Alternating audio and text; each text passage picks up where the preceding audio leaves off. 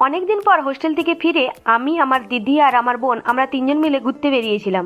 বাড়ি থেকে অনেকটা দূরেই আজকে ঘুরতে বেরিয়েছিলাম। তারপর আমরা হাই রোডের উপর দিকে চলে এসেছিলাম, সেই শান্তির জায়গা যেখানে আছে বড় মা। যেহেতু আমরা মন্দিরে আসছিলাম তাই দিদি আমার প্রথমে হাতে জল দিয়ে দিয়েছিল। প্রথমে মন্দিরে ঢুকতেই দেখলাম অনেকেই প্রদীপ সাজাচ্ছে। আর এই দেখো, এই প্রদীপ সাজানোটা আমার সব থেকে বেশি সুন্দর লেগেছে। আলপনার উপরে কি সুন্দর প্রদীপ সাজিয়েছে। আর এই হলো সেই বড় মা যার জন্য আমরা এত দূরে এসেছি। আর এইখানে দেখতে পাচ্ছ এখানে অনেক প্রদীপ সাজানো রয়েছে। যাদের মনের ইচ্ছা পূরণ হয়েছে তারা এখানে অনেকে প্রদীপ সাজিয়ে রেখেছে। এখানে ধূপ জ্বালাচ্ছিল, তাই ভাবলাম ওকেও একটু ভিডিওতে নিয়ে নিই। মন্দিরে ভিডিও করার সময় দেখি পাপা কি পরি পেছন দিকে হাই করছে। আর এই দেখো আমার দিদিয়াও চলে এসছে, ওরাও তোমাদেরকে একটু হাই করে দিল।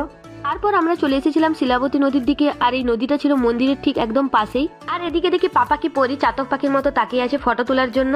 যেহেতু অনেক আগেই বাড়ি থেকে বেরিয়েছিলাম তাই আমাদের খিদে লেগে গেছিল, আমরা চলে আসছিলাম একটা দোকানে। তো চলো এখন আমরা খেতে থাকি আর তোমরা আমাদের ভ্লগটা দেখতে থাকো। আজকের মতো টাটা।